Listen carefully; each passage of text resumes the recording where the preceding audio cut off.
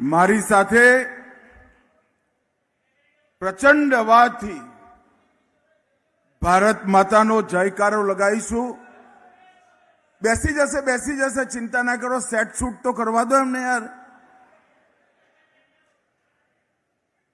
મિત્રો, બંને હાથ ઉપર ઉઠાઈએ જરા. સ્થાનિક સ્વરાજની ચૂંટણીમાં વિજયના સંકલ્પની મુઠ્ઠી ભીંચે અને પ્રચંડ અવાજથી બોલો, ભારત માતા કી વંદે વંદે જય શ્રી રામ. આજના ભાઈ બેસી જાઓ, બહુ થયું. હું અહીંયા જ ઉભો રહીને બોલવાનો છું. બેસી જાઓ.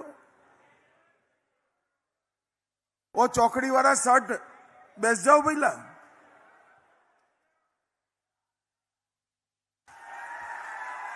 આજના મોરબી જિલ્લા ભારતીય જનતા પાર્ટીના નવા કાર્યાલયના ઉદ્ઘાટન પ્રસંગે આપણી વચ્ચે ઉપસ્થિત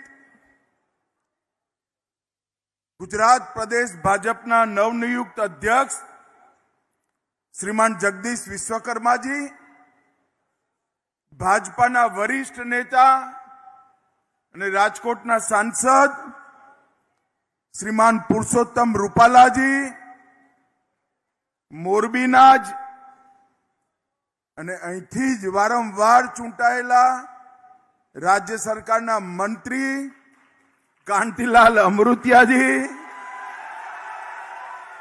જિલ્લા ભાજપના અધ્યક્ષ શ્રી જયંતિભાઈ રાજકોટિયાજી, લોકસભા સાંસદ શ્રી ચંદુભાઈ, જામનગરના સાંસદ બહેન પૂનમબેન માડમ, રાજ્યસભાના સાંસદ શ્રી કેસરીસિંહ ઝાલાજી, દુર્લભજીભાઈ, જીતેન્દ્ર સોમાણીજી, પ્રકાશ વરમોરાજી, મેઘજીભાઈ ચાવડાજી, આપણા વરિષ્ઠ આગેવાન, પૂર્વ કેન્દ્રીય મંત્રી, પૂર્વ સાંસદ, રાજ્યના પૂર્વ મંત્રી શ્રી મોહનલાલ કુંડારિયાજી, પૂર્વ મંત્રી બ્રિજેશ મિરજાજી, મારા મિત્ર અને પ્રદેશ ભાજપના ઉપાધ્યક્ષ શ્રી જયંતિલાલ કાવડિયાજી, શ્રી મગનભાઈ વડાવિયાજી,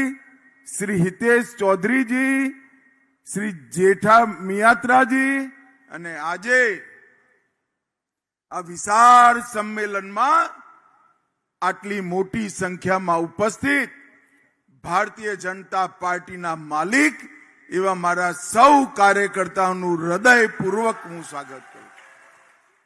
મિત્રો, આજે કાર્યાલયના ઉદ્ઘાટન પ્રસંગે પ્રમુખ સંતગણ પણ અહીંયા ઉપસ્થિત છે.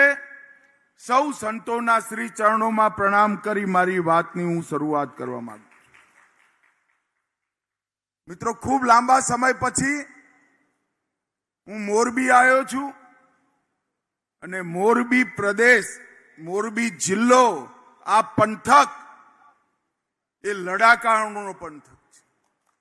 ગમે એટલી મોટી મુસીબત આવે તો માનવીય ખુમારીથી ઉભા થવાની કળા સમગ્ર ભારતમાં ફૂટી ફૂટી ભરી હોય તો આપણા મોરબીની અંદર ભરી. હું બહુ નાનો તો ત્યારે મચ્છુની અંદર જલ પ્રલય આવ્યો, ડેમ આખો ધોવાઈ ગયો અને આખું મોરબી તબાહ થઈ ગયું. હું આખા દેશમાં ફરું છું મિત્રો. દેશમાં કોઈ બીજી જગ્યા હોય ને તો એ શહેરને ઉભા થતા 50 વર્ષથી વધારે ટાઈમ લાગે. આજે કોઈ મોરબી જુએ તો જલ પ્રલયનું નામ નિશાન ના મળે એવું મોરબી તમે બધાએ બનાવી દીધું છે. અને મિત્રો,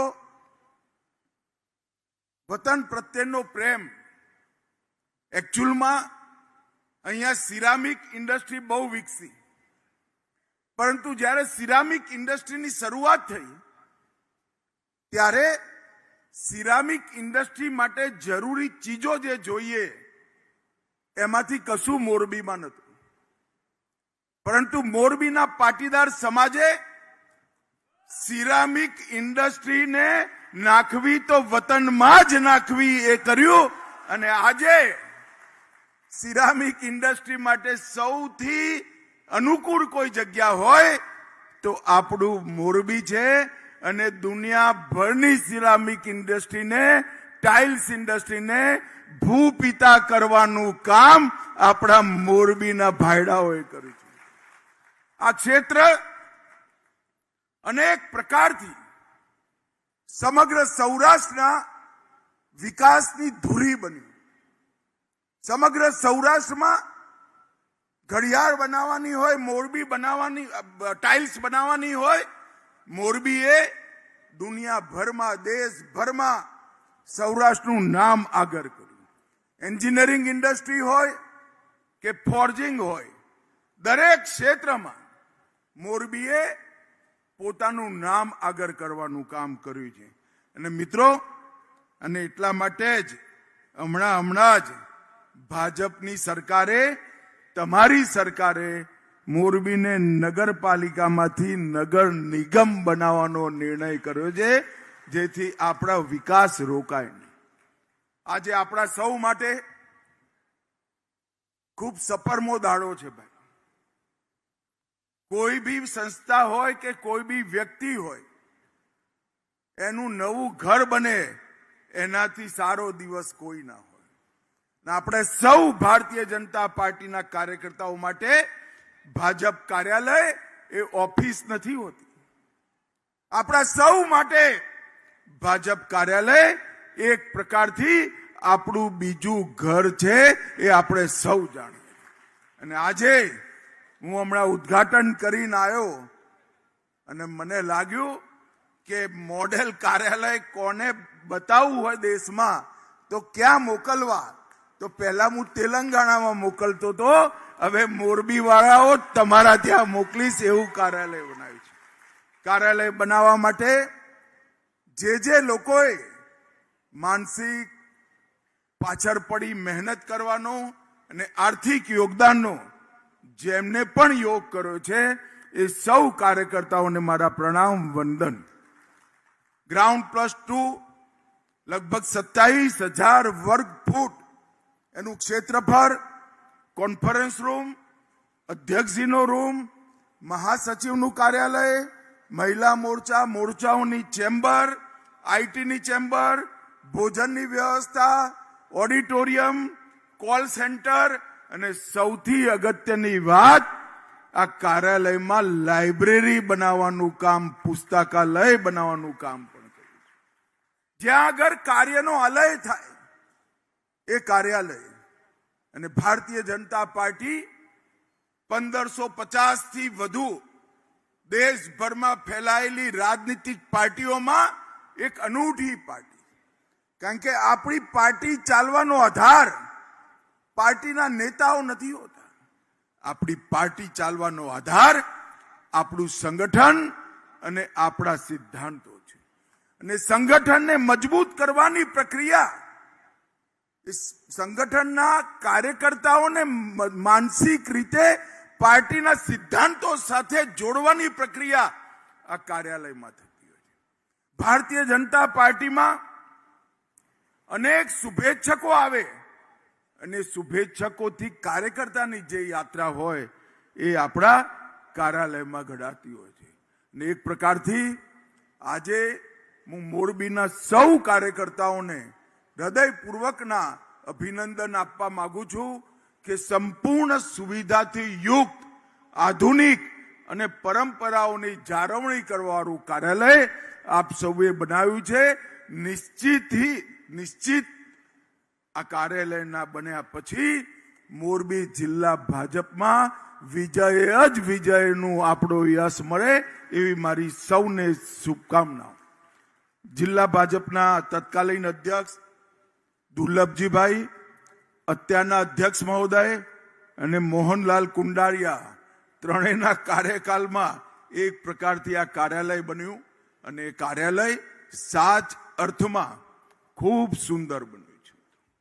મિત્રો, હમણાં તમે જોયું છે પટનાના ગાંધી મેદાનમાં આંખ પહોંચે ત્યાં સુધી ભીડ જ ભીડ હોય એવા વાતાવરણમાં નરેન્દ્રભાઈના નેતૃત્વમાં, નીતિશ કુમારના નેતૃત્વમાં પટનામાં, બિહારમાં એનડીએની સરકારની શપથવિધિ થઈ છે. આ બિહારની ચૂંટણી ચાલુ થઈ ત્યારે દિલ્હીના રાજનીતિક પંડિતો કયાસ લગાવતા હતા કે ભાજપના એનડીએના વળતા પાણીની શરૂઆત છે. કારણ કે એમનો અંદાજ હતો કે બિહારમાં આપણે સફળ નહીં થઈએ, પછી બંગાળ, પછી તામિલનાડુ. અને આજે બિહારની જનતાએ 2/3થી વધુ મોટી બહુમતી સાથે નરેન્દ્ર મોદી અને નીતિશ કુમારની નેતૃત્વમાં સરકાર બનાવવાનું કામ પૂરું કર્યું છે મિત્રો. અને આજે હું મોરબીની ભૂમિ પર બોલીને જાઉં છું. જે લોકો ભાજપ અને એનડીએના વળતા પાણીની વાત કરતા હતા, કાન ખોલીને સાંભળી લેજો. તામિલનાડુ અને બંગાળમાં પણ ભાજપની એનડીએની સરકાર બનવાની. કાળજું કાઠું કરી લેજો ભાઈ. તામિલનાડુમાં અને બંગાળમાં ભારતીય જનતા પાર્ટી અને એનડીએની સરકાર. આ ચૂંટણી ચાલુ થઈ ત્યારે કોંગ્રેસના નેતા રાહુલ ગાંધી ઘુસપેઠિયા બચાવો યાત્રા લઈને નીકળ્યા હતા. આ દેશની અંદર ઘુસપેઠિયાઓને રહેવા દો એવી માગણી આઝાદીનું આંદોલન કરવા વાળી કોંગ્રેસ પાર્ટી કરે. જે પાર્ટીએ ક્યારેક મહાત્માને સરદાર પટેલના નેતૃત્વમાં આઝાદીનું આંદોલન શરૂ કર્યું, એનું પતન તો જુઓ. પડતા પડતા પડતા મત બેંકની લાલચમાં ઘુસપેઠિયાઓના સમર્થનમાં રેલીઓ કાઢી અને એમને હતું કે આ વોટ બેંક અમને જીતાડી દેશે. મિત્રો, આખા બિહારના મતદાતાઓએ ગાંઠ વાળી કે અમે ઘુસપેઠિયા મુક્ત બિહાર માટે ભારતીય જનતા પાર્ટી અને એનડીએને મત. આજે આ મંચના માધ્યમથી કોંગ્રેસ પાર્ટી અને એમના સાગરીતોને સપા, તૃણમૂલ કોંગ્રેસ, ડીએમકે જે લોકો એસઆઈઆર નો વિરોધ કરે છે, મતદાતા શુદ્ધિકરણનો વિરોધ કરે છે, મતદાતા યાદી શુદ્ધિકરણનો વિરોધ કરવા વાળાઓને હું આજે એક વાત પૂછવા માંગુ છું. જે આ દેશનો નાગરિક નથી, જેનો આ જન્મ આ દેશની ભૂમિ પર નથી થયો, એના દેશના પવિત્ર લોકતાંત્રિક પ્રક્રિયામાં ભાગીદાર થવાની કઈ રીતે અધિકાર મળે? અને હું દેશભરમાં જાઉં છું, ત્યાં પૂછું છું. આજે મોરબીમાં પણ પૂછવા માંગુ છું, ઘુસપેઠિયાઓને ભારતમાં રાખવા જોઈએ ભાઈ? અરે જોરથી બોલો, રાખવા જોઈએ? ભાઈઓ બહેનો, તમે ચિંતા ના કરતા. આ ઇન્ડી એલાયન્સ વાળાને, કોંગ્રેસને, મમતા બેનર્જીને જે કરવું હોય કરવા દો. ભારતીય જનતા પાર્ટીનો સંકલ્પ છે કાશ્મીરથી કન્યાકુમારી ને દ્વારકાથી કામાખ્યા સુધી સમગ્ર દેશમાંથી ઘુસપેઠિયાઓને વીણી વીણીને બહાર કાઢીશું. આ દેશનો કોઈ બી રાજ્યનો મુખ્યમંત્રી કોણ હોય, દેશનો પ્રધાનમંત્રી કોણ હોય, એ ઘુસપેઠિયા કઈ રીતે નક્કી કરી શકે? એનો અધિકાર આપણા સંવિધાન નિર્માતાઓએ ભારતના નાગરિકોને આપ્યો છે. અને એની સાથે કરેલો કોઈ પણ ખિલવાડ ભારતીય જનતા પાર્ટી નહીં ચલાવે. અને હજી હું કહેવા માંગુ છું, આ ગમંડિયા ગઠબંધનના કોંગ્રેસ, તૃણમૂલ કોંગ્રેસને હજી સમય છે, પાછા વળી જાઓ. અગર તમે ઘુસપેઠિયાઓને બચાવવા નીકળ્યા, તે જો બચ્યું ખૂચ્યું છે એ પણ નીકળી ભાજપનો ભગવો ત્યાં આગળ લહેરાશે, એને કોઈ નહીં રોકી શકે. ભાઈઓ બહેનો, ભાજપ પાસે અત્યારે દેશભરમાં સૌથી વધુ વિધાયકો છે, ધારાસભ્યો છે, સૌથી વધુ લોકસભાના સભ્ય, સૌથી વધુ રાજ્યસભાના સભ્ય, સૌથી વધુ મ્યુનિસિપલ કોર્પોરેટર, સૌથી વધુ જિલ્લા પંચાયતના સદસ્ય અને સૌથી વધુ તાલુકા પંચાયતના સદસ્ય અને સરપંચ. એક પ્રકારે પંચાયતથી પાર્લામેન્ટ સુધી બધી જગ્યાએ ભાજપનો જય જયકાર છે. હું આજે 84 યાદ કરાવવા માંગુ છું. સંસદના ભવનમાં વડાપ્રધાન રાજીવ ગાંધીએ કહ્યું હતું, અમે બે ને અમારા બે. અટલજી ને અડવાણીજી સ્વયં ચૂંટણી હારી ગયા હતા. આપણા બે જ સંસદ સભ્યો આવ્યા હતા ત્યારે આપણી મજાક ઉડાવી હતી. આજે પૂરા ભારતના 2/3 હિસ્સામાં ભારતીય જનતા પાર્ટી અને એનડીએની સરકારો છે. દરેક જિલ્લામાં આપણું અસ્તિત્વ છે અને એનું મૂળ કારણ જનસંઘ અને ભારતીય જનતા પાર્ટીએ હંમેશા દેશ પ્રથમ, રાષ્ટ્ર પ્રથમ એ સૂત્ર સાથે કામ કર્યું. આપણી પાર્ટીએ હંમેશા દેશના હિતોની વાત કરી, હંમેશા દેશના 130 કરોડ લોકોની અને વિશેષ કરીને ગરીબોની ચિંતા કરી અને એનું પરિણામ છે કે લોકતંત્રની દરેક લડાઈમાં ભારતીય જનતા પાર્ટીનો વિજય થાય. આજે આ કાર્યાલય બને છે ત્યારે 1980માં આપણો પુનઃઅવતાર થયો. જનસંઘથી ભારતીય જનતા પાર્ટીનું નિર્માણ થયું. આપણે 5 નિષ્ઠાઓના આધાર પર આગળ વધવાનું નક્કી કર્યું. રાષ્ટ્રવાદ, જે મેં કહ્યું, વિચાર, વ્યવહાર અને નિર્ણયોમાં રાષ્ટ્રવાદથી પ્રેરિત નિર્ણયો, રાષ્ટ્રવાદથી પ્રેરિત વિચારો અને રાષ્ટ્રવાદથી પ્રેરિત આચાર, એના આધાર પર આપણે ચાલવાનું નક્કી કર્યું. લોકતંત્ર જનભાવનાઓની સાથે જ રહીને આદર્શ લોકતંત્રનું નિર્માણ કરવું. સામાજિક અને આર્થિક વિષય પર ગાંધીવાદી દ્રષ્ટિકોણને આપણે સ્વીકાર કર્યો. સકારાત્મક પંથ નિરપેક્ષતા, જ્યાં આગળ કોઈનું એ તૃષ્ટિકરણ ના થાય અને કોઈની સાથે અન્યાય ના થાય એ પ્રકારની નીતિને સ્વીકાર કરી અને મૂલ્યો પર આધારિત રાજનીતિનો આપણે શરૂઆત કરી અને એનું પરિણામ આજે પંચાયતથી લઈ પાર્લામેન્ટ સુધી ભારતીય જનતા પાર્ટીનો વિજય થયો. અને 26 મે 2014 નરેન્દ્રભાઈ આ દેશના વડાપ્રધાનના રૂપમાં ચૂંટાયા ત્યારે એમનું પહેલું વાક્ય મને બરોબર યાદ છે, मैं देश का प्रधानमंत्री नहीं हूं, मैं देश का प्रधान सेवक हूं. એ વાક્યએ આ દેશની જનતાના મનને જીતવાનું કામ કર્યું અને 1 દશકથી વધારે લાંબો એમનો આ કાર્યકાળ. મિત્રો, અનેક ઐતિહાસિક કામો, આવડો મોટો હોલ ખીચોખીચ ભર્યો. 1950 થી આપણે માંગણી કરતા હતા કે 370મી કલમ હટી જાય. કોઈને વિશ્વાસ નહોતો અને મિત્રો, નરેન્દ્રભાઈએ 5 ઓગસ્ટ 2019ના દિવસે 370મી કલમ આ દેશના બંધારણમાંથી સમાપ્ત કરી હંમેશા માટે કાશ્મીરને આપણું કર્યું. 3 તલાક પર પ્રતિબંધ લગાવવાનું, મુસ્લિમ મહિલાઓની ગરિમાને પ્રસ્થાપિત કરવાની, શ્રી રામ જન્મભૂમિમાં આકાશને અડવાવાળું રામ મંદિરનું નિર્માણ કરવું અને 22 જાન્યુઆરી 24માં રામલલ્લાનો પ્રાણ પ્રતિષ્ઠા કરી જય શ્રી રામ કરી નાખી.